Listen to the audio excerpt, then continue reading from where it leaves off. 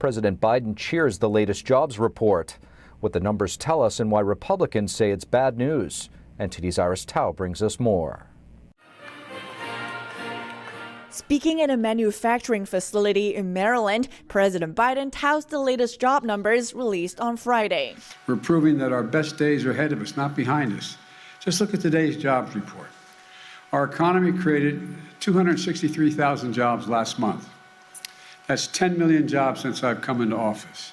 America's employers added 263,000 jobs in September. While that's still robust, it's the lowest monthly growth since January, showing that hiring has slowed in recent months. Meanwhile, the president says the pace of job growth is cooling while still powering our recovery forward. And Biden also touts what he considers his legislative wins, including the Inflation Reduction Act. Give families a little bit of breathing room. We passed the Inflation Reduction Act, which the name doesn't matter a lot to people, but it's going to give Medicare. In a Friday statement, however, the Republican National Committee says Biden is, quote, completely detached from reality. It further calls the September jobs report the worst jobs report of the year, citing high inflation and the fact that the U.S. economy has now shrunk for 2 consecutive quarters, meeting an informal definition of a recession. But Biden defends the numbers and accuses Republicans of basically arguing that good news for the economy is bad news for America. Meanwhile, a recent report by the Federal Reserve Bank of Dallas notes that most workers' real wages have failed to keep up with inflation. And just how much of that erosion is taking place will be seen when the latest inflation numbers come out next week. Reporting in Washington, D.C., Iris Tao, NTD News. And the White House is clarifying President Biden's remarks on Russia's nuclear risks. Biden on Thursday said the risk of nuclear Armageddon is at the highest level since the 1962 Cuban Missile Crisis. Here's White House Press Secretary Karine Jean-Pierre. The President's comments has been very consistent. He was reinforcing what we have been saying, which is how seriously we take these threats about nuclear weapons, as we have done when the Russians have made these threats throughout the conflict. So the kind of irresponsible rhetoric we have seen is no way for the leader of a nuclear-armed state to speak, and that's what the president was making very clear.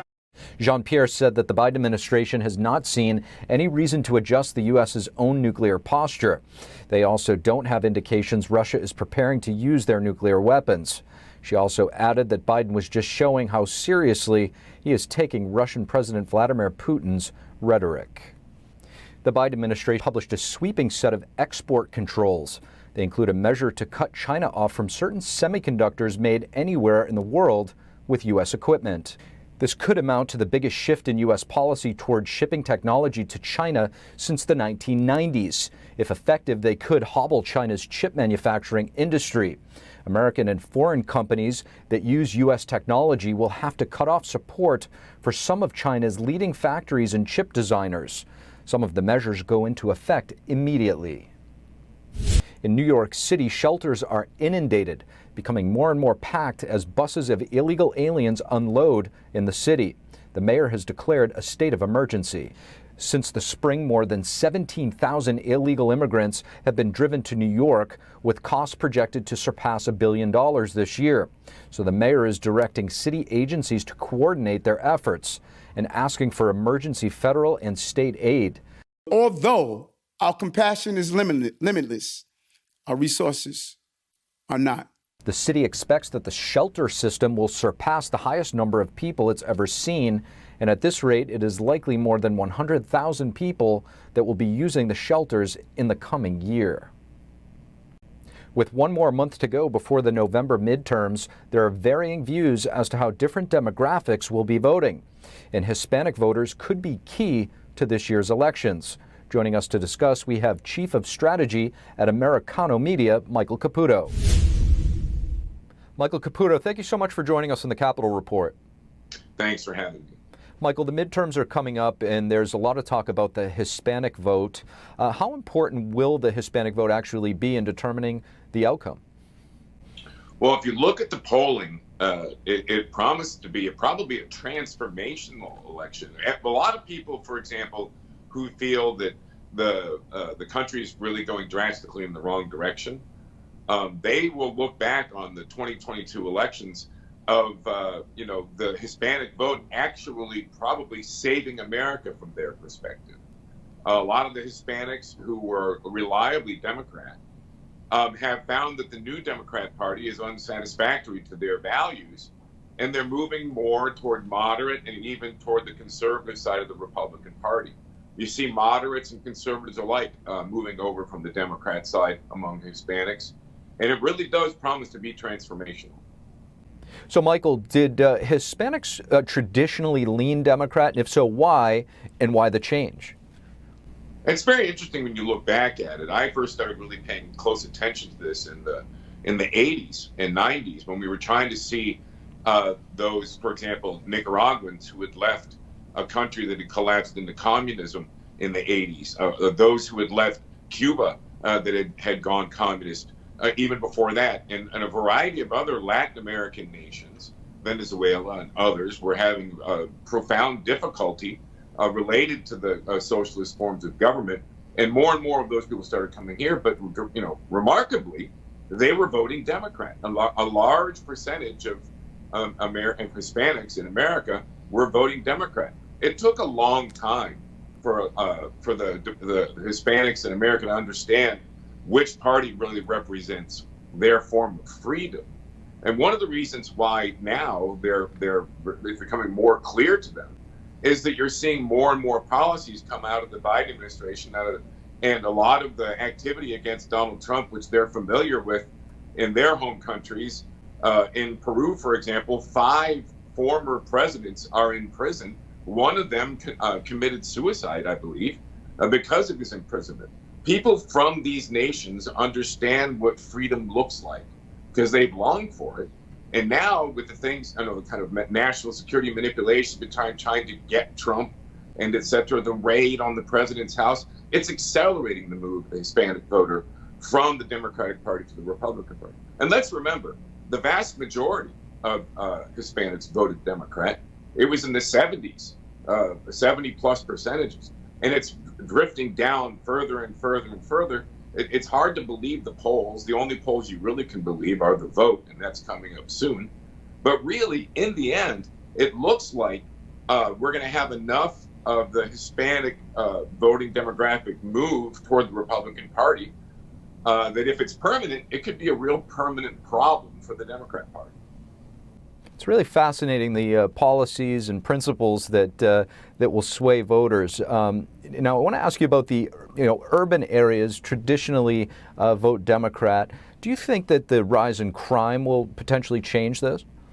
I think we're seeing a lot of votes driven, changing in voting perceptions, voting preferences being driven by the crime problem.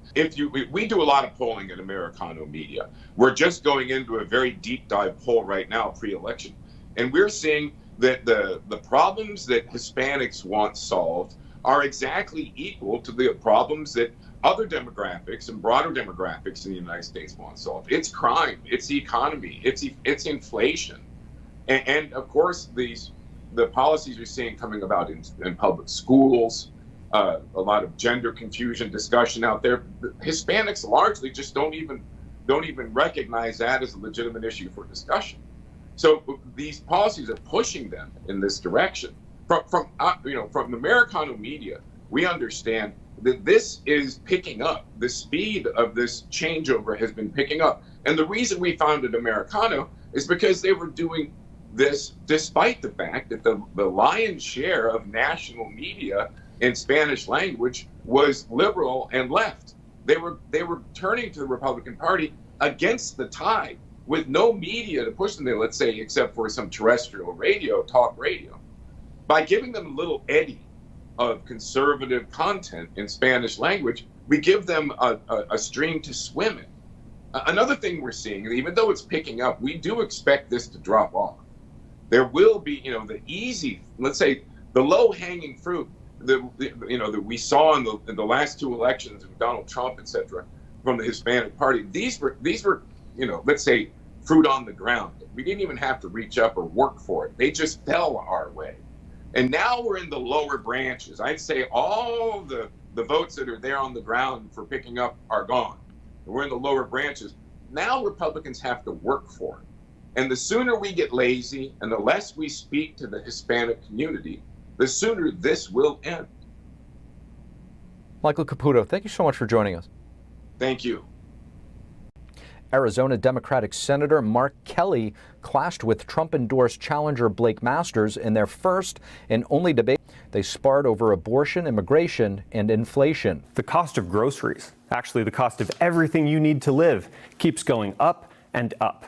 Kelly concurred that Americans are facing challenges. Families are struggling and often can't afford gas or prescription medication. He says he's worked with Republicans to bring manufacturing back to America to cut costs. But Masters laid the blame on the shoulders of the Biden administration and Democrats like Senator Kelly. Let's be clear, the greatest threat to seniors' retirement today is the massive, crushing inflation that Joe Biden and Mark Kelly caused.